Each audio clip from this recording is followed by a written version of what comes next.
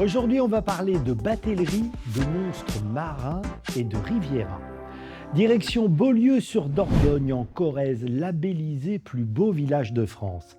Si vous vous demandez pourquoi ce nom Beaulieu, la réponse est toute simple. Nous sommes au IXe siècle.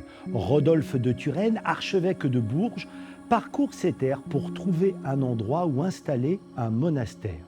Il tombe en extase devant cet écrin de nature lové dans un méandre de la Dordogne. Le lieu est si beau qu'il est baptisé Bellus Locus, textuellement Beaulieu. La rivière a joué un rôle capital dans le développement du village, car Beaulieu était une halte pour les gabarres qui transportaient vers Bergerac et Libourne du bois, du vin, de l'huile de noix.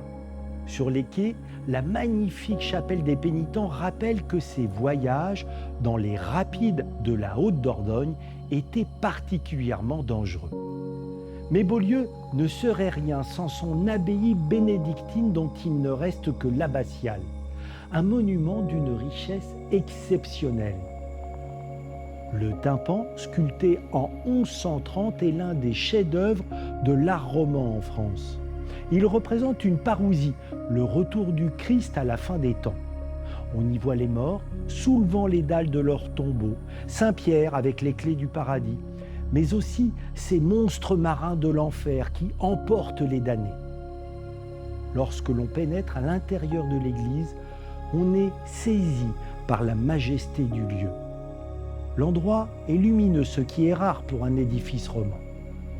L'abbatiale possède toujours les précieuses reliques qui ont attiré durant des siècles les pèlerins, notamment cette chasse reliquaire émaillée du XIIIe siècle. Le village médiéval est réputé pour son climat doux et tempéré.